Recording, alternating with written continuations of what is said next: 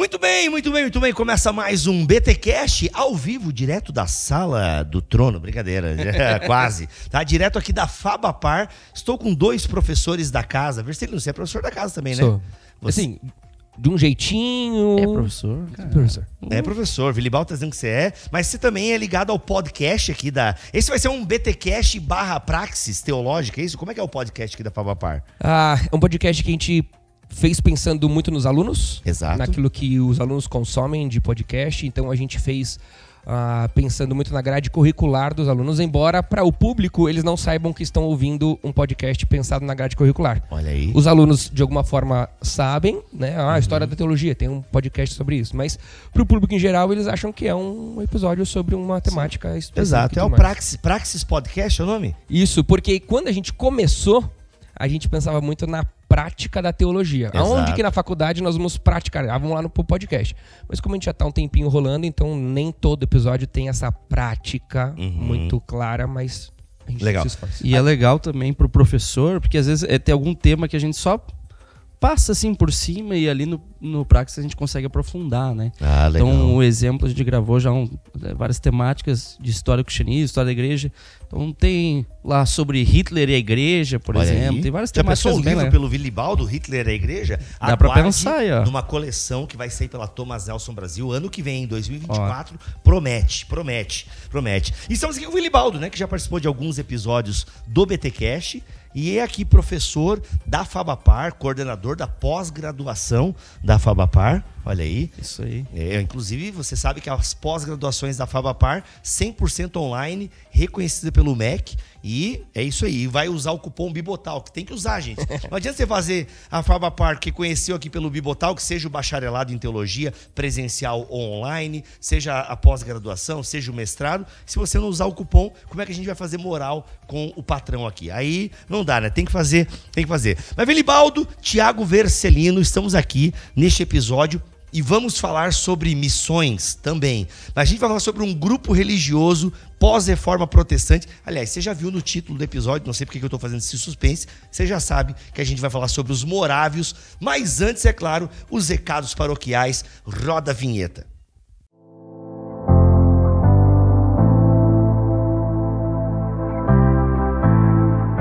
Começa agora o Praxis, o podcast da Fabapar.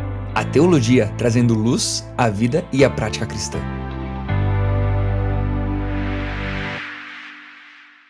Estou aqui com o Vilibaldo, que é coordenador da pós-graduação da Fabapar. Vilibaldo, é verdade que a pós-graduação da Fabapar, 100% online, reconhecida pelo MEC, o aluno pode meio que entrar em qualquer parte do ano, qualquer período, tem inscrições abertas para pós-graduação? Isso, nós temos inscrições que são feitas todo mês, então nós temos novas turmas e já estamos nos organizando também para a abertura diária da pós-graduação. Então, se organiza carrinho pra aberto isso. Todo dia.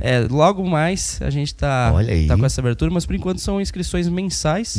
Para qualquer um dos nossos 8 cursos de pós-graduação Lato Sensu.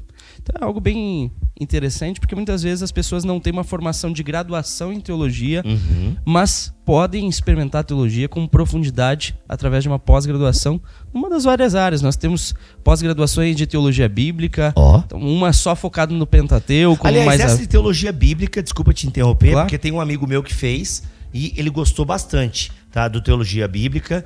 Tem uma amiga minha que fez do aconselhamento e capelania, isso não? Ou são mesmo. coisas diferentes? Né? Aconselhamento, Pastoral, né? aconselhamento pastoral e capelania. Capelania e aconselhamento, na verdade. Exato, capelania e aconselhamento, ela fez e gostou bastante também. Que legal, cara, que legal. O que mais tem? Também tem na área bíblica, no caso, tem essa teologia e interpretação bíblica, tem uma que é estudos analíticos no Pentateuco, então foco ali. Foco no Pentateuco. Teologia do Novo Testamento aplicada, e temos também uma só sobre parábolas, mas aí é a mais aprofundada. Que legal. Hermenêutica das parábolas do Novo Testamento, bem interessante. Que bacana. Eu sei que tu quase não faz, né? Tu é um cara que é bem desocupado, tem só 3 filhos e tal, mas eu acho que uma pós em História da Igreja, gente, quem quer uma pós em História da Igreja? Ixi, olha, tá provocando. Rapaz, hein? Mas na verdade, assim, uma pós-história da igreja não tem como, né? Porque a história da igreja vai ficar muito raso. tem que pegar um período da história da igreja e dar um mergulho, hein? Dá pra fazer isso. Dá pra fazer, hein? Não só a história da igreja, mas também história da teologia junto. História da teologia aprofundamento junto, teológico, rapaz, que é bacana mesmo. Dá, hein? Ó, eu já tô provocando aqui porque eu quero novos cursos da pós-graduação. E vem cá, para fazer uma pós-graduação tem que ter um diploma reconhecido pelo MEC. Isso, certo? Não importa em qual área. A pessoa pode ser até terapia ocupacional. Tem gente que estuda essa faculdade. Bióloga, por exemplo, como a gente estava conversando, pessoa bióloga, mas tem interesse em estudar teologia, para acrescentar na sua vida mesmo. Exato. Pode fazer o nosso curso de pós-graduação. Agora vamos lá, hein?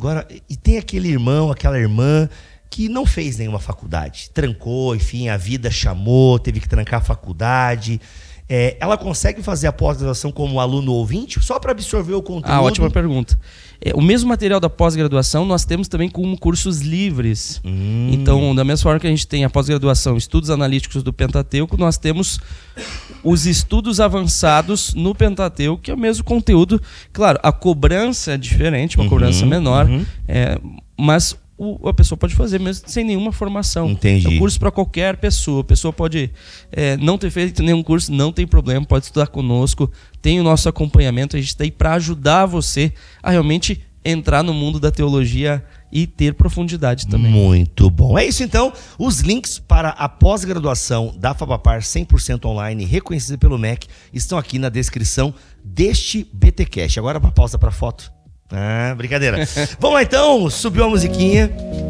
Gente, estamos aqui então com 2 professores da Fabapar e o Vili, que é inclusive professor de História da Igreja, e o Thiago Vercelino, que é multitarefas e podcaster aqui da Fabapar, mas também dá os seus pitacos e as suas contribuições. E hoje vamos falar sobre os morávios, né? Inclusive quero pedir desculpas pela Carol Basso não estar aqui neste episódio. É um episódio que nasceu muito no coração da Carol, inclusive no canal da Carol Basso tem lá um vídeo sobre os morávios. Também quero recomendar, antes de nós começarmos a falar, o Escola do Discípulo, um canal de batistas, inclusive. Olha aí. Isso, e alunos da casa, né? E alunos da casa, parceiro. Mas eles têm que terminar esse mestrado, hein? Já cobrei o Felipe.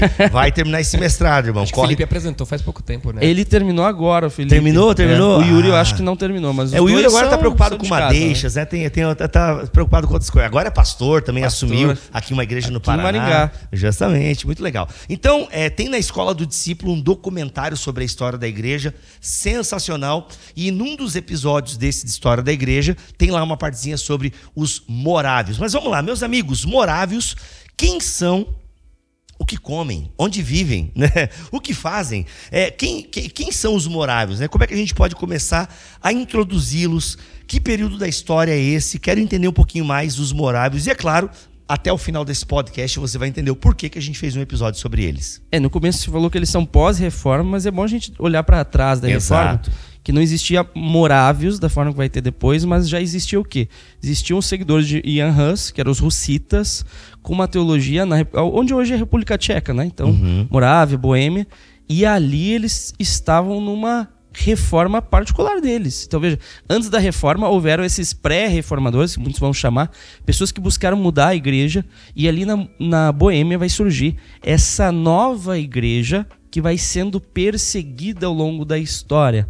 Depois que eles vão ser chamados de morávios por conta dessa origem histórica ali na Morávia. Olha aí. O que é curioso, daí vai ser a igreja morávia que não é na Morávia, né?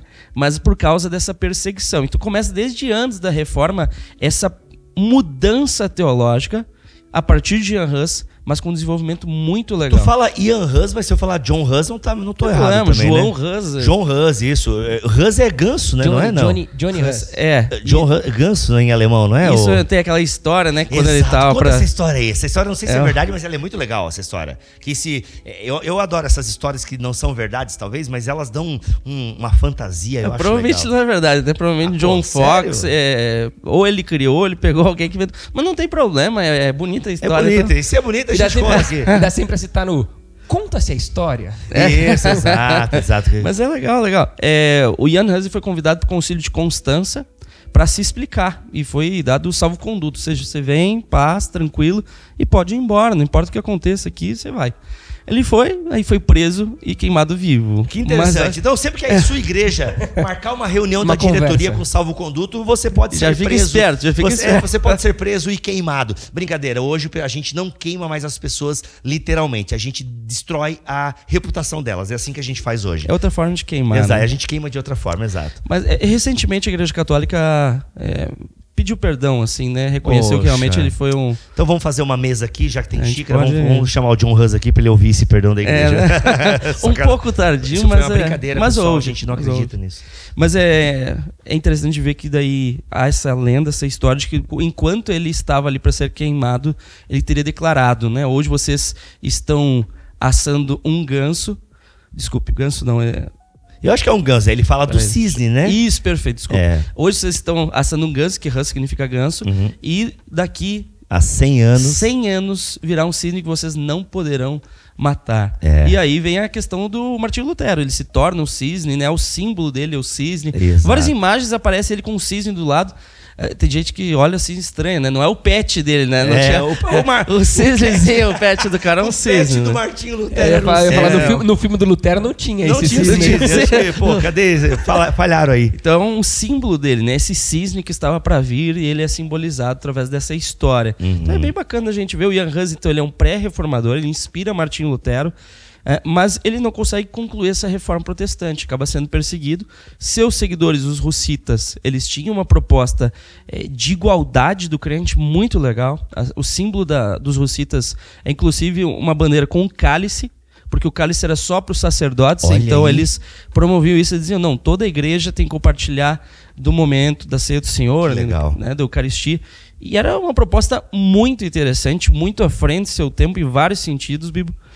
E os russitas dão origem, então, aos morávios, né? Os morávios e boêmios ali vão ter essa igreja que vai acabar sendo perseguida por católicos e, infelizmente, também por protestantes.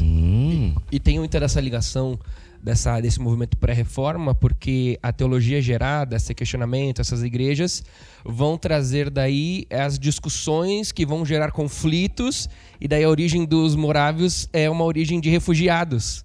Né, por causa da Guerra dos 30 anos. 30 anos. É, chamada assim, Isso. Guerra dos 30 anos, e daí eles estão refugiados. Então, começa um movimento antes, esse movimento questiona algo, de alguma forma gera um conflito, e os refugiados desse conflito acabam se tornando os moráveis ali no Conde Zizendorf. Então, só para tentar pensar uma linha agora na cabeça da galera, a gente tem 100 anos de Lutero, o John Hus. E aí a gente tem Lutero no século XVI, e aí a gente tem todo o estouro da reforma pela Europa e tal, então vai surgindo, paralelo à Igreja Católica, surge o movimento protestante e as muitas facetas desse movimento protestante. Lembrando que em bibotalk.com, se você digita no Google aí, Reforma Protestante, ou lá no buscador do nosso site, você vai encontrar mais de 20 podcasts sobre assuntos ligados à reforma protestante. Então, toda essa história está sendo contada ao longo de vários podcasts em bibotalk.com. Então, vamos lá. A gente tem 100 anos de Lutero, século XVI, ali 1517 para frente. E aí a gente tem essa galera refugiada ali já no século XVIII, que a gente vai ter a história dos morávios aí, gente vai ter ali no século XVII, por exemplo, perseguições, mas vai ter essa igreja morávia espalhada.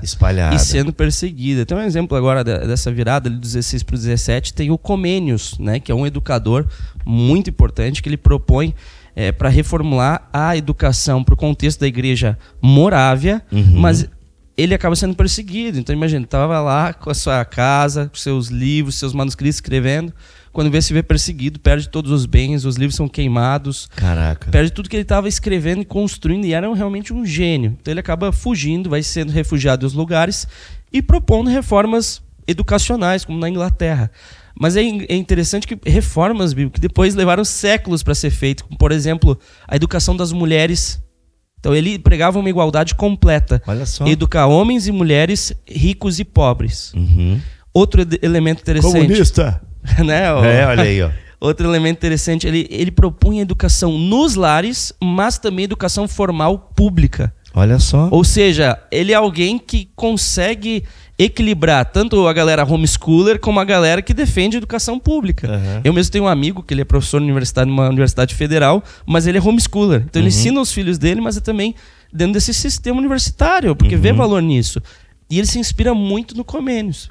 Comênios, ele consegue enxergar tudo isso, mas ele é perseguido.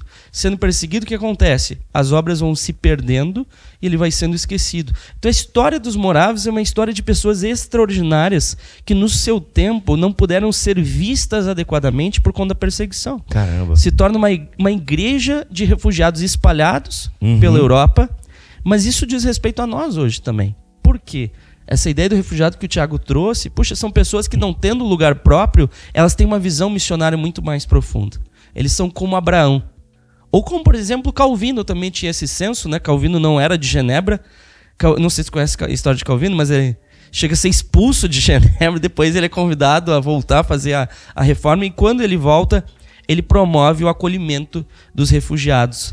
E ali ele vê realmente como é importante o desenvolvimento educacional. Então veja, há esses personagens na história que vão para além justamente por aquilo que eles não têm. E os morávios são esses. Eles não têm mais o seu local, eles não têm mais a sua referência, mas isso liberta a igreja deles para não ser uma igreja presa culturalmente, presa localmente. E assim eles vão desenvolvendo uma teologia nunca antes vista missionária. E como eles não tinham muito esse senso, porque eles estavam espalhados, né? Não tinha esse senso de nação, de povo reunido, normalmente aquilo que eles propunham vinha muito de encontro à comunidade na qual eles estavam inseridos. Então, né, eu conheci os morávios através de Comênios. Né? Então, para mim, primeiro surgiu o nome do Comênios, depois surgiu, ele é morávio. Aí eu fui entender o que eram os morávios, e tem aquele livro, né? A Didática Magna, que inclusive é muito utilizado não somente no ambiente cristão, né?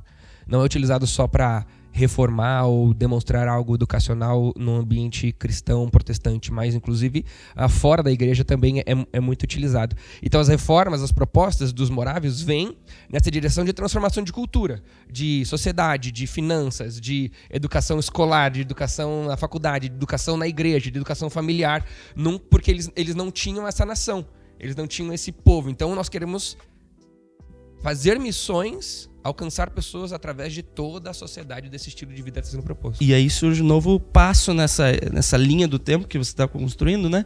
Então vem Ian Hus, antes da reforma, vem esse contexto de reforma, eles vivendo paralelamente a reforma protestante, porque até às vezes eram perseguidos.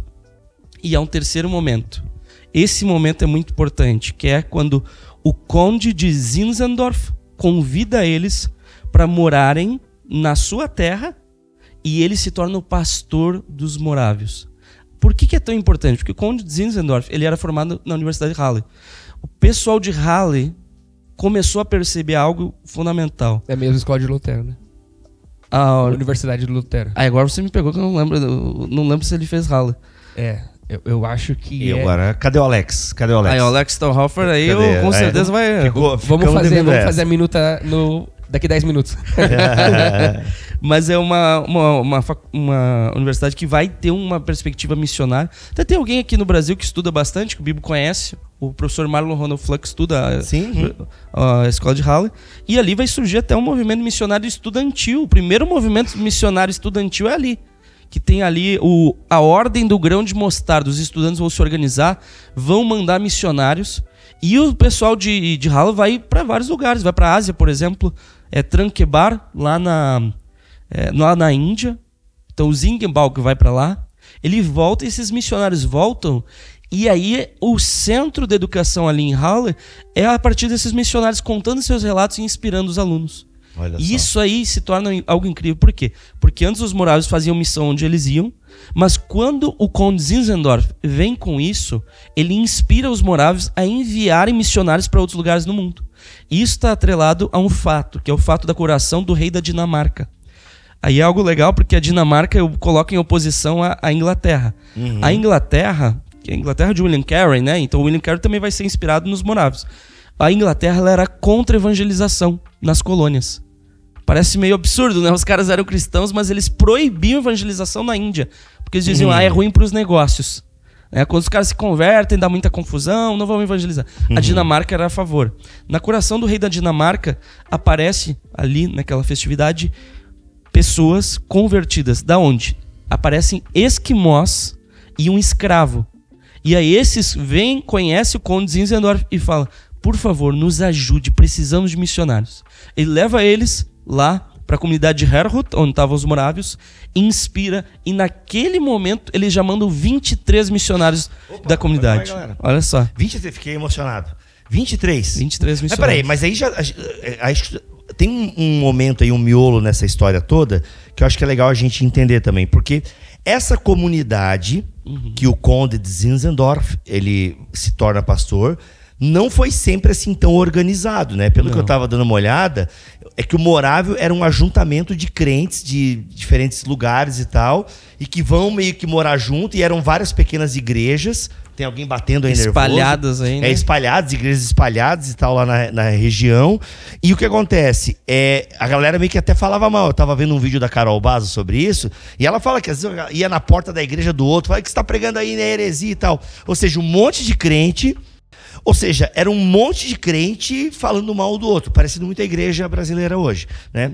Então assim, e aí o conde, quando ele percebe, vai me corrigindo aí porque é o que eu peguei dos documentários que eu assisti. E aí o conde, ele meio que, não, peraí, vocês estão aqui na minha terra, vamos organizar essa bagunça aqui. E aí ele faz uma declaração. Ele é jurista, inclusive. Ele é jurista, exato. Ele faz uma declaração, ó, quem quiser viver nessas terras aqui, tem essa ordem, vamos se unificar aqui. Inclusive até a Carol Bazo diz que ele tipo assim, até um dos precursores nessa ideia de pensar a unidade da igreja e tal. Então eu queria que tu falasse um pouquinho dessa organização aí. Realmente, ele é inspirado em Halle, ele é um dos organizadores da Ordem do Grão de Mostarda. E veja, Halle já fazia missões, então já tinha enviado para a Índia. Até o William Carey, quando vai para a Índia, ele vai lá para onde Serampore, né, onde já havia um trabalho missionário de Halle. Caraca, olha aí. E o primeiro que ele batiza, ele tinha sido evangelizado antes de William Carey pelos missionários de Halle. Então veja, ele é herdeiro. William Carey, que a gente conhece tão bem, que a gente se inspira tanto, nós batistas principalmente, né? Puxa, ele herda esse movimento de Halle e dos morávios. Legal. Então o Halle inspira os morávios através do conde Zinzendorf, que organiza as coisas, que gera uma unidade da igreja. E veja, há um movimento ali. A igreja, ela leva alguns anos, cerca de 5 anos, até ter essa inspiração missionária de fato. Mas quando há, Bíblia, e aí que é a grande sacada, quando há, eles entendem a responsabilidade da igreja. Missionária, a igreja local. Porque antes o que se fazia? Tinha o quê? As sociedades de missões. Agora eles não. Nós temos responsabilidade. E eles começam a mandar missionários, e isso vai se expandindo nas outras décadas, ao ponto de ter um missionário para cada 25 pessoas da comunidade. Caraca, tem até uma história que se conta de que 2 deles se venderam como escravos, né? Foram para poder evangelizar os escravos. Era uma ilha, nessa ilha o dono da ilha era ateu, e ele comprou mais de 2.000 africanos e levou para essa ilha para tê-los como escravos. E daí esses 2 irmãos falaram, a gente pode ir com o trabalho missionário? Ele falou assim, não quero que meus escravos gastem tempo com essas coisas que não fazem sentido. Aí ele falou, então e se a gente se vender como escravo? E eles usam o dinheiro da venda deles como escravo para pagar a viagem deles até essa ilha. É uma coisa incrível. Até eu anotei aqui uma frase que esses 2 estão dizendo quando eles dão tchau.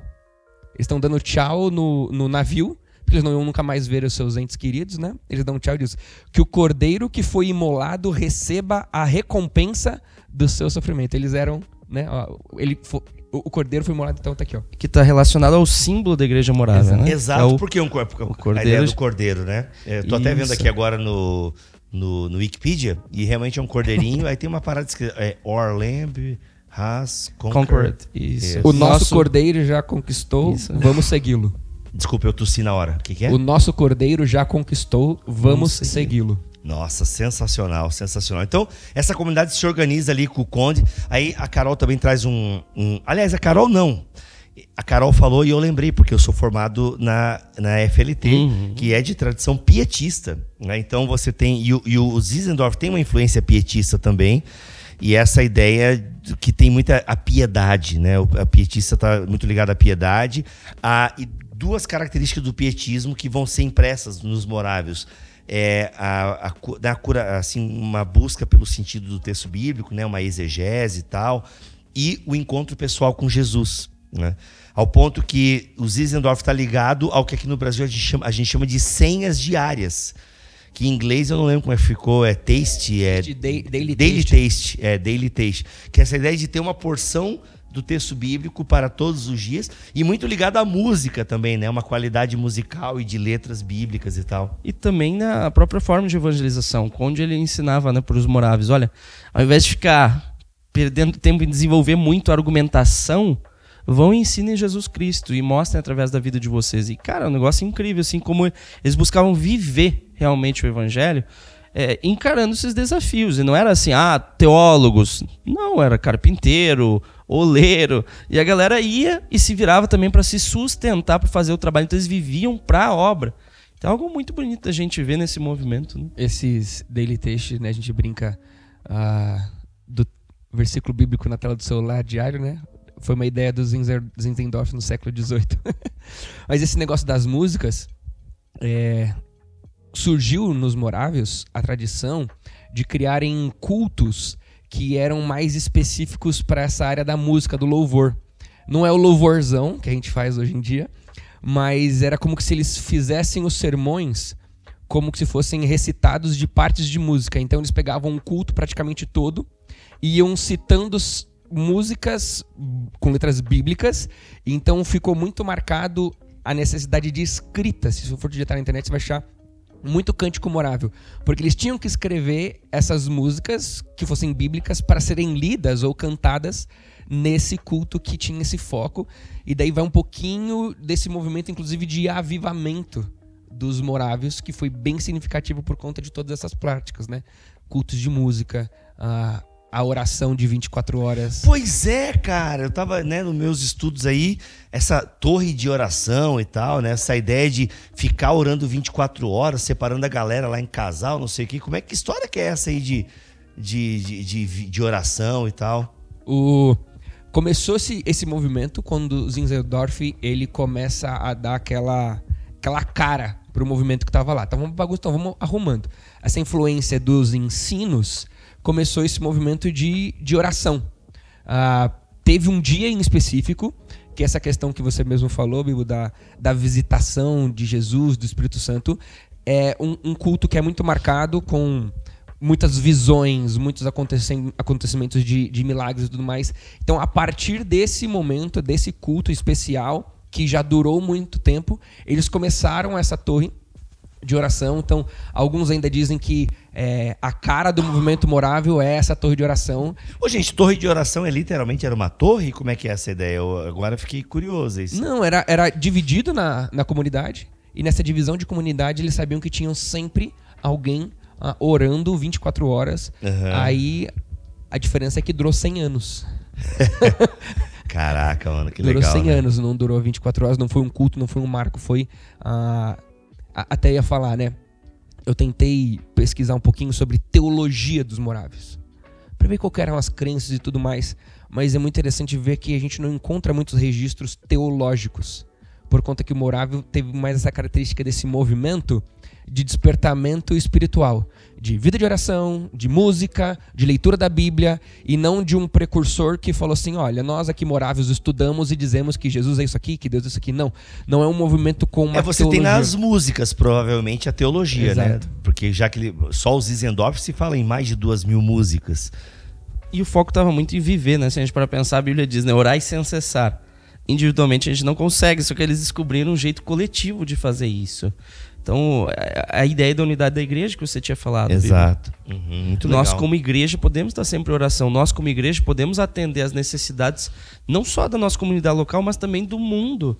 E às vezes a gente não para pensar nisso. O envio de missionários pela igreja local é algo que apareceu lá em Atos 13, né? Envio de Paulo e Barnabé pela igreja de Antioquia, mas reaparece só ali com os moráveis. É algo meio assustador isso.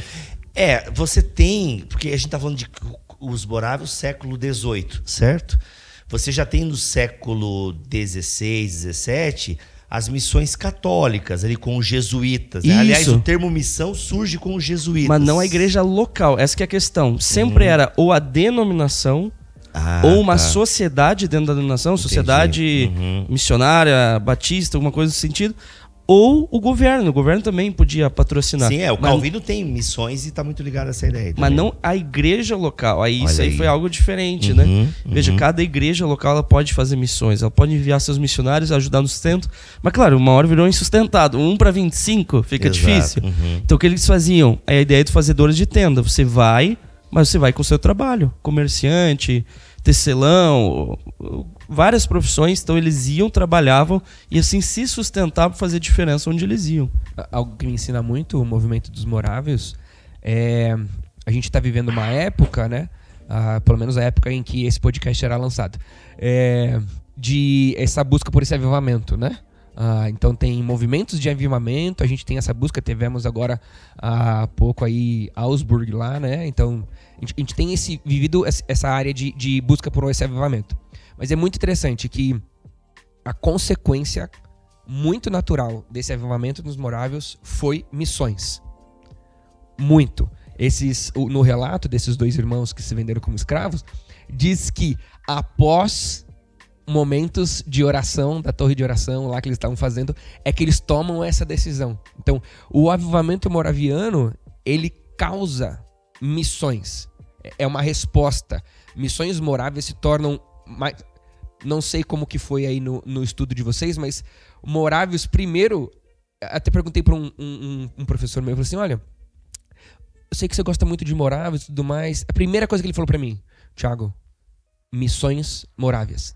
Ele não falou da oração, ele não falou do avivamento, ele não falou do missões. Ou seja, é uma marca ao ponto de ter se tornado maior do que o próprio movimento de avivamento de oração das músicas do Conde Zinzendorf, da origem e tudo mais. Então é muito interessante isso. Mas é legal que o Conde Zinzendorf, ele faz parte desse movimento ao ele entender que ele era um canal missionário, acolhendo esses refugiados. Gente, quando a gente fala de refugiados, a gente está falando da gente também aqui, né? Pensando agora, puxa, quanta gente refugiada aqui no nosso país, de várias partes do mundo, né? Agora a gente recebeu muita gente da Ucrânia, como batista aqui no Paraná, e teve direcionamento para Prudentópolis.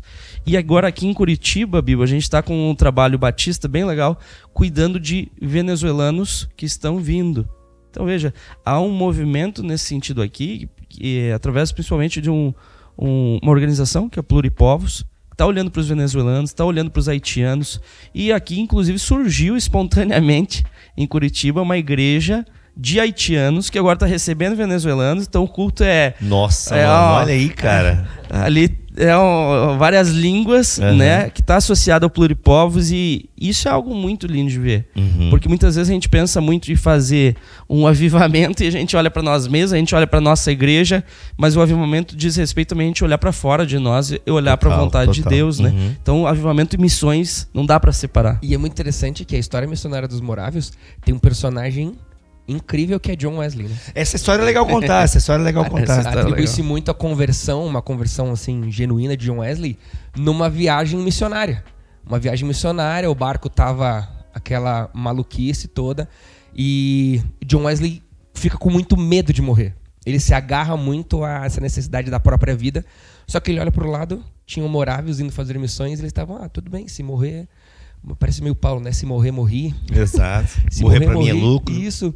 E daí ali parece que desperta em John Wesley. Peraí, como assim? Eu com tanto medo assim de morrer? E esses irmãos, então, ele atribui muito essa conversão genuína. Por quê? John Wesley já era tido como cristão. Ele estava indo fazer missões. Ele estava indo evangelizar os índios, né? Tem a frase, né? Porque ele vai para os Estados Unidos evangelizar os índios norte-americanos. Ele fala...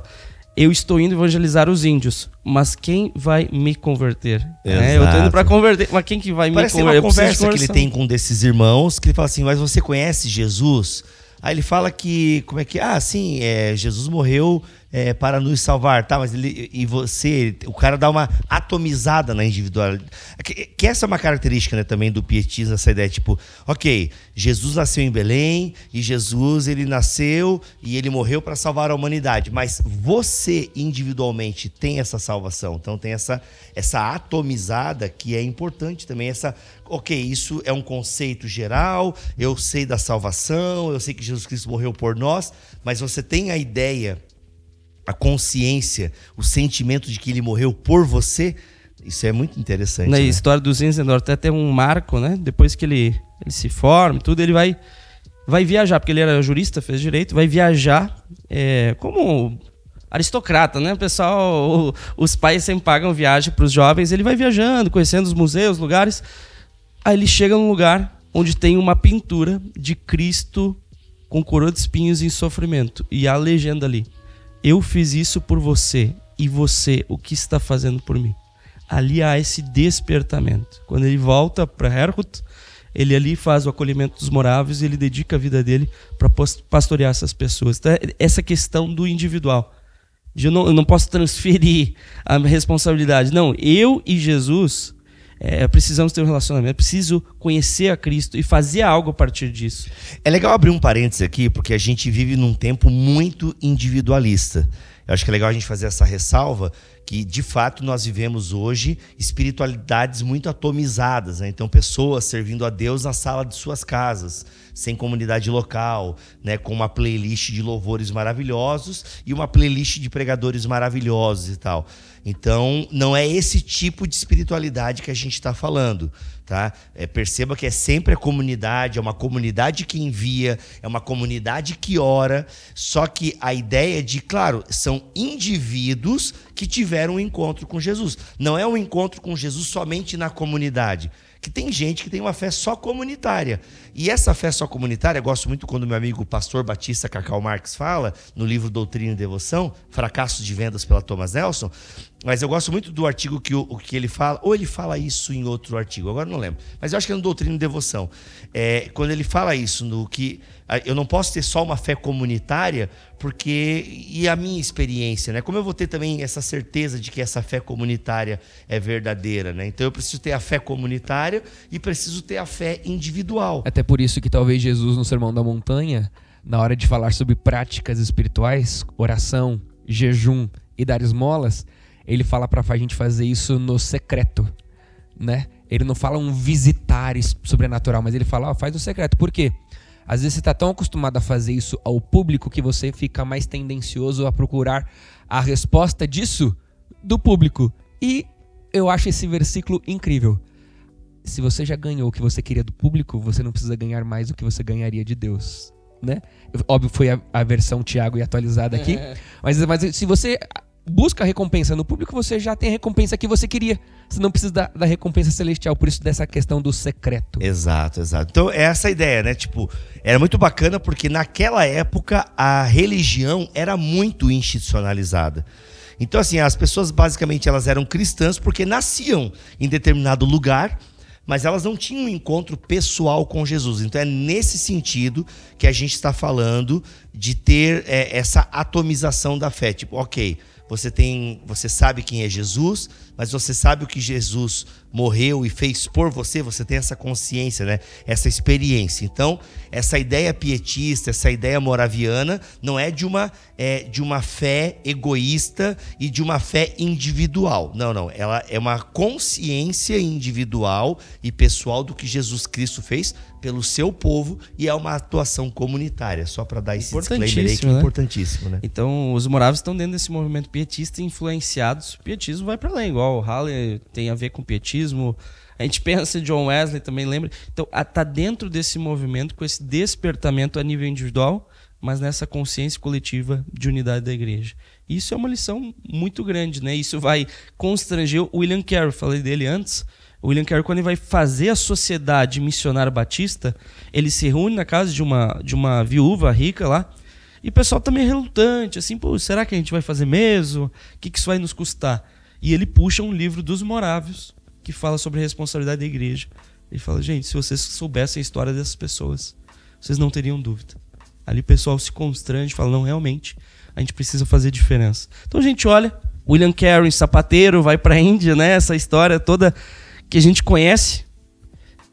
Queremos um episódio sobre o William Carey. Quem quer, comenta aí, seja no YouTube, comenta mais no YouTube ou no nosso Instagram, @Bibotalk. Comenta aí, queremos um episódio. A gente não sabe nem escrever William Carey, mas só fala assim, ó. Queremos mais. Carey.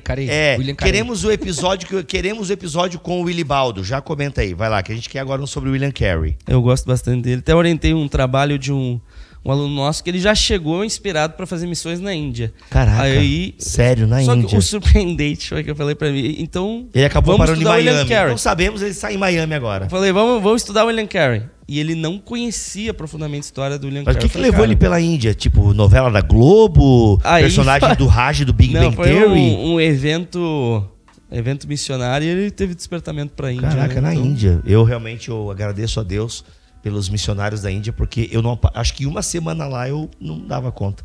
É uma culinária muito diferente. Esse foi o pegado. Quando ele foi para lá, ele sofreu por causa da comida. Ele tinha se preparado. Não, na verdade, o pessoal diz, quando você for para a Índia, o pessoal brinca, né? Eu já tenho alguns amigos que foram por conta de empresa e tal. Quando você for para a Índia, você marca uma semana só para passar no banheiro. E não é nem piada, não é brincadeira. É uma higiene diferente e é uma culinária diferente. O teu estômago não está acostumado. Claro, com todo respeito à Índia, mas é verdade. E poder ficar em bons hotéis, você vai se sentir no Ocidente. Eu falei disso ontem em sala de aula, parece brincadeira. Eu falei, gente, vocês fizerem missões, vai para a Índia, sabe que tem um grande inimigo ali, que é a barriga, né, da pessoa. Você acha que tem questão cultural, linguística, mas realmente isso é um problema. Não, pode parecer piada, mas é verdade. A galera, assim, tanto que eu tenho um amigo meu que ele vai muito pela empresa, né? Já foi umas 3 vezes. A sorte dele é que ele fica em hotel e tal, e dependendo da cidade, então você nem sente tanto a diferença na alimentação, porque são hotéis internacionais e tal, né? Mas assim, dependendo do lugar, a região que você vai e a comida é típica, enfim, e pra mim aparece às vezes uns reels, a galera cortando a carne, aqueles mercadão, assim, mano, me dá assim já um embrulho, mas enfim, glória a Deus porque nem todo mundo é enjoado como eu e tem essas vontades e tal, né? Cara, sem Deus capacitar não tem esse rolê, né? Não tem como. E aí eu falei Miami brincando, mas Miami precisa de Jesus também, tá? Miami também. A Europa, gente, na verdade, né? Já que o tema aqui é imoráveis é missões, a gente fala na Europa, mas, cara, a Europa tá numa decadência espiritual. O que cresce na Europa são igrejas neopentecostais. Então, assim, tem alguns movimentos de igrejas saudáveis na Europa, mas ainda são mais tímidos e tal. É inversão missionária, né? Antes era sempre o hemisfério norte, manda para o sul.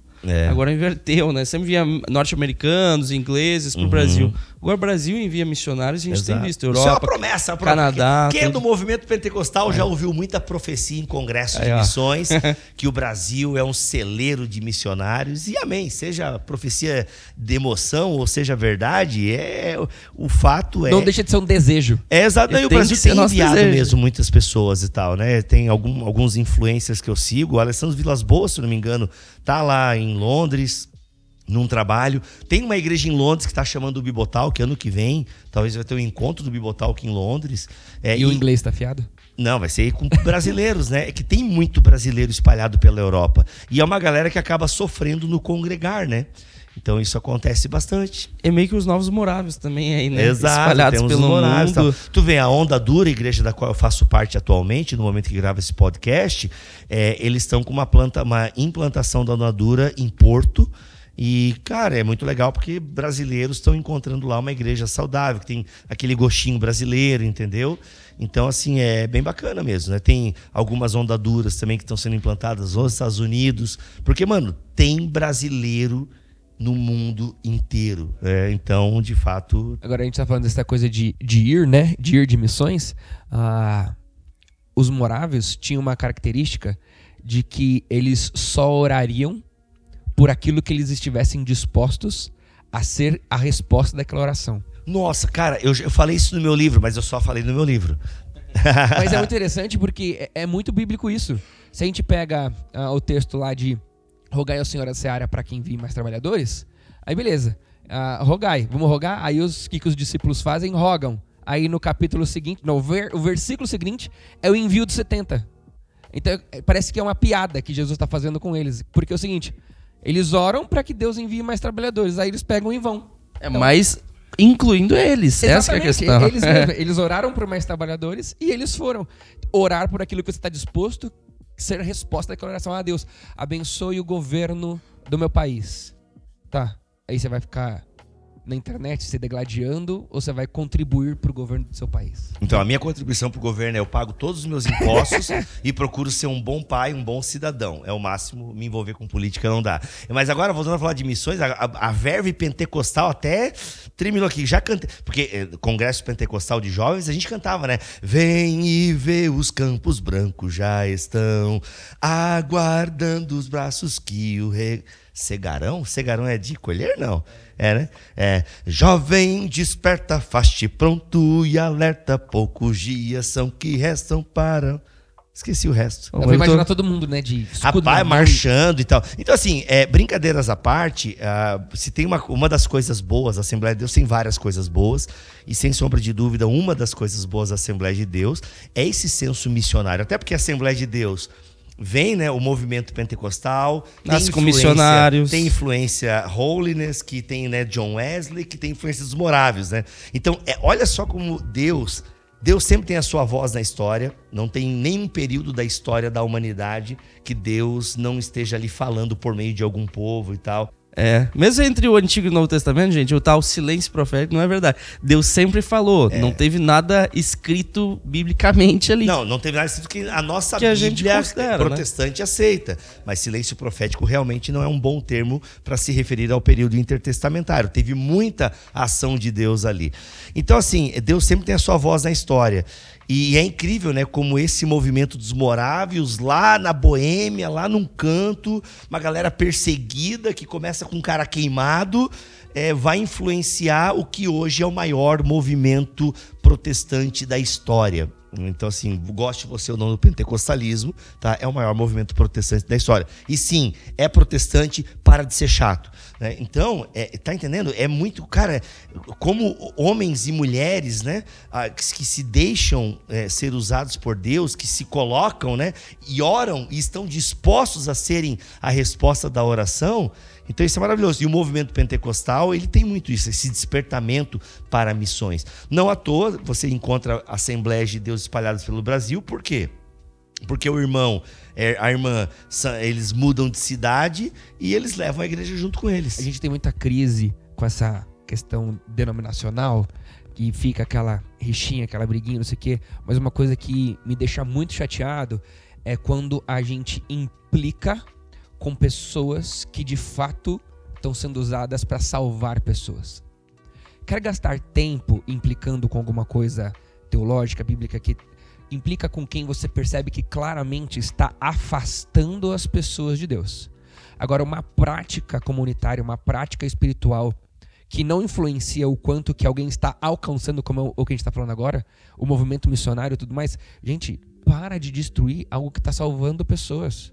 E vamos gastar tempo com aquilo que é claro, nítido. Cara, esse cara tá levando alguém para se afastar de Cristo, para não entender a mensagem do evangelho. Agora, quem tá fazendo... Aí gasta tempo com o seu. Ensina lá do jeito que você acredita que é o melhor jeito de ensinar, mas não mexe com quem está evangelizando e o evangelho está sendo de fato proclamado. E nisso os Morávios são um destaque, porque eles não pregavam denominação, levavam Jesus Cristo. Até vi um relato, agora me fugiu o nome, um missionário que foi missionário, salvo engano, na Nicarágua. E aí ele estava falando, cara, poucos missionários aqui, encontrei os Morávios, me deram um presente e eu vi eles pregando a Jesus sem ficar fazendo propaganda denominacional. Aí a gente vê realmente uma lição para os nossos dias, né, Bibo? Inclusive a gente até conversava no off-topic, né? Tipo, é incrível como algumas denominações estão mais preocupadas com o nome da denominação do que de fato com o nome de Jesus. Cara, é a síndrome de Babel. O que é a síndrome de Babel? Vamos fazer um nome para nós. E quando, na verdade, Jesus não, né? Deus, eu expliquei para minha filha ontem que Jesus não estava junto com Moisés, que é só primeiro é Moisés e Deus, Jesus é depois. Mas se tudo é pessoa da Trindade, é Jesus também, né? Então, assim, é interessante que Deus vem e destrói o projeto de Babel, porque eles queriam fazer um nome para eles, né? E aí Deus vem e chama Abraão, né? E faz o nome de Abraão, mas é um projeto de Deus e tal, para que o nome de Deus seja conhecido. E, infelizmente, tem o denominacionalismo, que é uma herança da reforma, ele é uma herança ruim, né? Esse denominacionalismo, esse sectarismo, ele denuncia muito o nosso pecado, esse nosso pecado, esse egoísmo, essa crença de que a minha denominação é sinônimo do reino de Deus exclusivamente. Não à toa o movimento de igrejas independentes não para de crescer, né? Exato. Igrejas que... Só que podem cair no mesmo erro, né? Verdade. E podem cair no mesmo erro, porque às vezes a pessoa rompe com uma denominação grande, mas no fundo ela se acha agora a comunidade de Jesus Cristo, nós rompemos. Então, o orgulho, não à toa, né? É o pai de todos os pecados capitais. Porque não estou dizendo que todo mundo que se separou de uma grande denominação é orgulhoso e agora se acha o bambambam. Não é isso que eu estou dizendo. Mas realmente é um pecado que pode nos afetar, sabe? Você ter... Agora, de fato, grandes denominações, né? Batistas, assembleias, presbiterianas, luteranas e tal, podem correr esse risco bairrista, denominacional, sectarista e confundir a sua denominação com o reino de Deus. Né? O Niebuhr já falava sobre isso, enfim. É muito complicado quando você... Ao sentir um ataque à sua denominação, estão violando o reino de Deus, né? E a gente sabe que tem denominações que realmente acham que são as únicas herdeiras, né, da reforma, as únicas herdeiras da ortodoxia. E isso é uma arrogância teológica bem complicada. E fica aí a lição dos morávios, né? Preguemos mais a Jesus Cristo e saibamos que dentro do ministério de Jesus Cristo há espaço para Pedros, Judas, Joãos, Tiagos, Marias, Martas, Paulos, Apolos. Então, né, há uma pluralidade que a gente precisa aceitar dentro do guarda-chuva do reino de Deus. E também a lição que vem do pietismo, né? Se eu quero fazer a diferença no reino, eu preciso buscar um relacionamento com Jesus Cristo. Não tem outro caminho. É isso mesmo. Exato. Inclusive, eu dei uma palestra agora no encontro, né, de teologia. E a minha palestra foi bem simples, nesse sentido. Olha, a gente está fazendo teologia com muita raiva. A gente está produzindo teologia na base da raiva. E a gente não pode. A gente tem que... Por isso que a gente precisa ter um encontro real com Jesus Cristo e fazer teologia a partir desse encontro. Porque antes de uma doutrina sobre Jesus, há Jesus. Antes de uma doutrina sobre a ceia, há a ceia. Antes de uma doutrina sobre o batismo, há o batismo, né? Então, antes de qualquer formulação teológica sobre alguma coisa, há aquela coisa de fato. Então, e principalmente com respeito a Jesus Cristo, é o encontro com Jesus Cristo, e fazer teologia a partir desse encontro torna a gente mais humilde, entende? Eu estava conversando, inclusive, esses dias com o meu irmão, além de trabalhar aqui na FABAPAR, eu sou missionário de uma organização que tem na sua missão alcançar a juventude, alcançando a juventude com o Evangelho de Cristo. E eu estava falando como, hoje em dia, essa pregação de nós contra eles, de um versus o outro, a gente falar sempre de uma maneira embativa, a gente precisa tomar cuidado com o mundo, né? A frase clássica de culto de jovem e adolescente. Tomar cuidado. A gente precisa. Não estou dizendo que a gente não precisa, mas de repente a gente não precisa pregar todo sábado ou toda sexta que nós estamos numa guerra contra eles. E a gente percebe que os movimentos que crescem, movimentos sociais, feministas, enfim, vou tomar cuidado com citar os movimentos aqui, mas movimentos sociais. Mas acho que dá pra falar, né? O próprio feminismo, o machismo já cresce de natural, né? Mas o feminismo, o machismo, a cultura e a ideologia LGBTQ+, enfim. Exatamente. Todos esses movimentos sociais, eles estão crescendo porque eles dão, principalmente aos jovens, né? Vamos falar agora de jovens.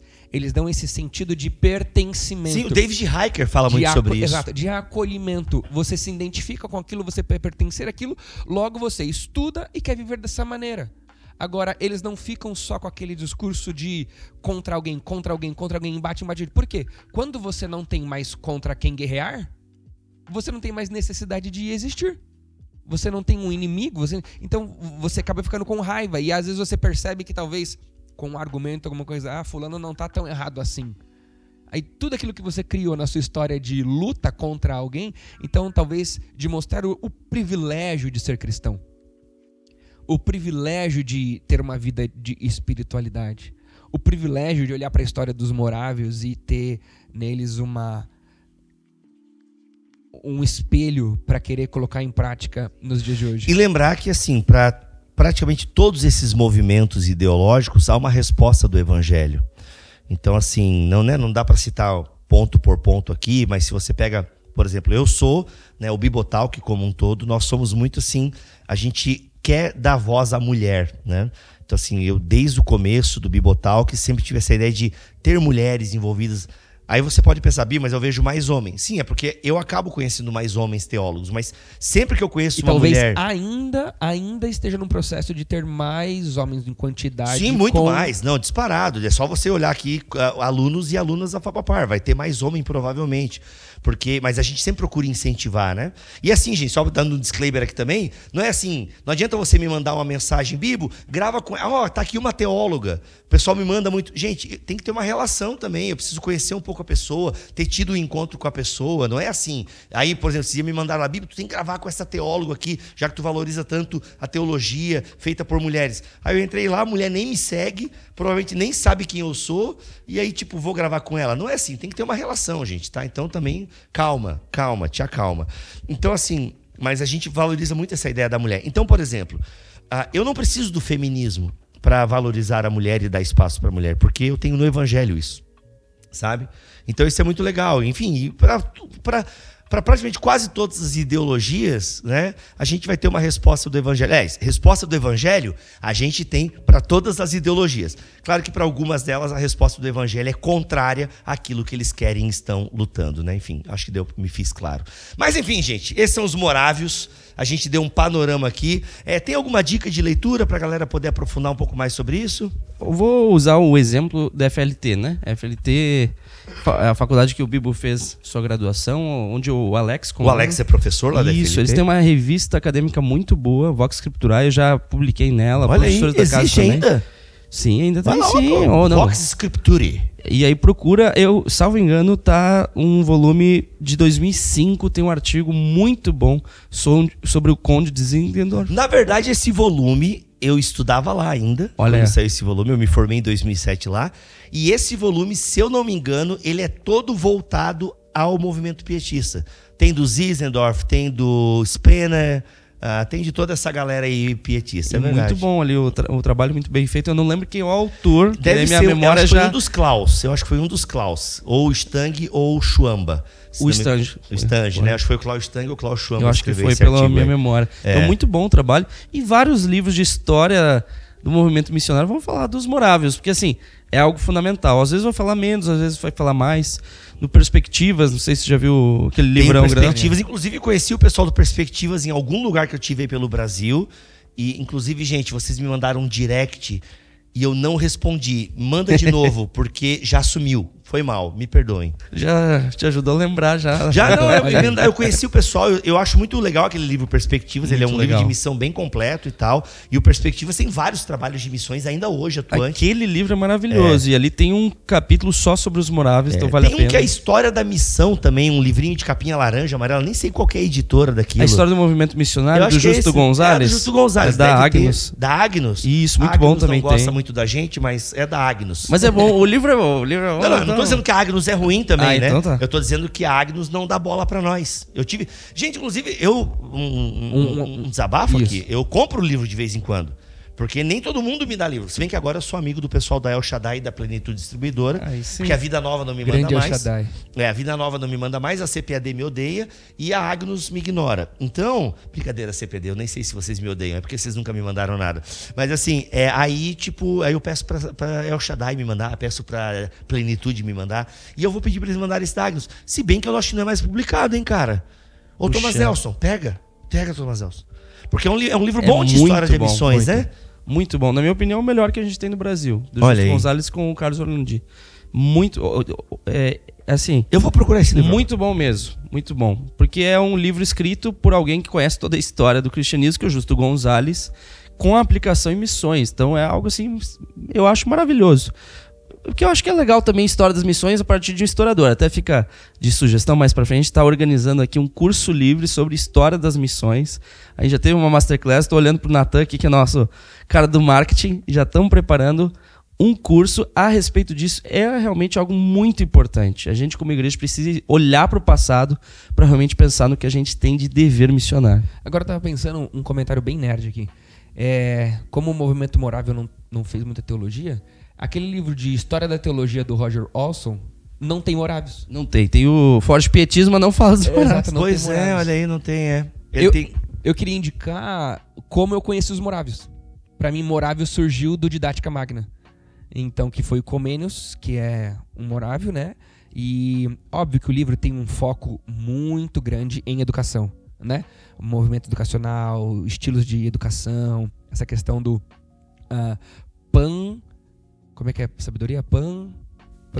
A ideia sapiencial? Não, tô brincando. Não, eu não tenho. A ideia é que todo o conhecimento fundamental do que é importante seja ensinado a todos. Isso. Se a gente para pensar, é que não tinha essa educação tão variada como a gente tem hoje no passado, entendeu, Bibo? Hoje em dia a criança aprende as várias disciplinas, biologia, matemática, história, geografia.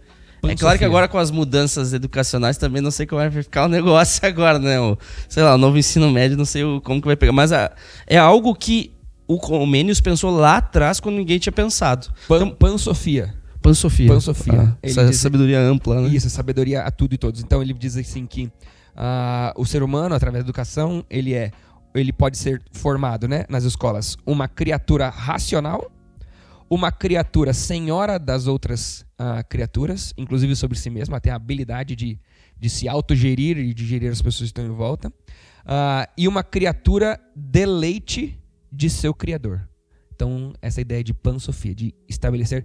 Cara, essa coisa de integralidade que a gente discutiu tanto na década passada, os moráveis já falavam muito sobre isso. Essa necessidade de o homem todo ser impactado com a mensagem do evangelho, com a transformação cultural, com tudo.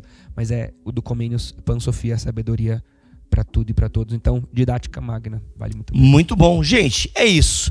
Trouxemos aqui para vocês um pouquinho da história dos morávios, o seu impacto na história do cristianismo e como eles nos ajudam a pensar missões, a história da igreja, a unidade do corpo de Cristo. Obrigado, Vilibaldo, coordenador da pós-graduação aqui da Fabapar, 8 cursos por enquanto, e todos eles reconhecidos pelo MEC, 100% online. Você acaba em 9 meses, né? Se você levar a sério aí, em 9 meses você já faz o curso. Tem 2 formas de avaliação, é isso? Pelo que eu lembro do roteiro? Boa questão. Ao longo do curso ele vai fazendo portfólios na entrega de cada disciplina. No final tem o trabalho de conclusão de curso. Veja, todo mundo faz o projeto, que é um projeto de um artigo científico, mas no trabalho final, trabalho de conclusão de curso, ele pode aplicar e realmente escrever esse artigo, ou ele pode fazer um relatório final trazendo todos esses portfólios e fazer uma análise geral do curso também. Porque a gente sabe que temos 2 públicos, um mais acadêmico, outro voltado a esse conhecimento mais geral. E assim, aqueles que vão e escrevem um artigo, é bacana que a gente tenha a revista Pneuma, uma revista acadêmica, discente, até eu sou o editor geral dela, que nós temos para publicar os trabalhos da graduação e pós-graduação Lato Sensu. Então, é legal porque você fazendo uma pós conosco, se o seu trabalho ficar bom, a gente pode já direcionar para a Pneuma e ter ali uma primeira publicação. Legal, acadêmica. Muito bom, muito bom. Então, é isso, gente. Use o cupom Bibotalk para ter desconto, né, na inscrição dessa pós-graduação. E lembrando que ela é 100% online e o link vai estar aqui na descrição deste BTcast. E também esse episódio está saindo como episódio do Praxis. Exatamente, vamos fazer aí essa postagem juntos e vamos ouvir Praxis, porque tem sido muito legal essa ideia de o relacionamento íntimo com a faculdade, com os alunos, mas também ser a nossa cara para fora. Onde que a gente ouve o podcast Praxis? Em qualquer plataforma de podcast. Eu digito o quê? Praxis Teológica? Praxis Fabapar. Praxis Fabapar, digita aí no seu agregador de podcast, Spotify, e você vai achar o podcast da Fabapar aqui, que é próprio da casa, tá bom? É isso, obrigado, Vilibaldo, obrigado, Thiago. Voltamos na semana que vem, se Deus quiser assim permitir. Fiquem todos na paz do Senhor Jesus. E antes, um comentário. Eu fiz um stories aqui durante a gravação deste podcast, e comentaram que o seu moedor de carne, que o seu moedor de grãos é chiquérrimo. Ou ele é muito barato e a pessoa fez uma piada? Ela é muito barato e a pessoa fez uma piada. Sério? Foi literalmente aquele internetzinho o mais barato. Ordenar. Ah, entendi. Menor preço. Ah, olha, então a pessoa falou assim, moedor de grão mais caro do mundo. Então a pessoa foi irônica e eu achei que ia estar fazendo elogio, estou fazendo a pessoa passar vergonha. É isso. Deus abençoe, gente. Até a próxima.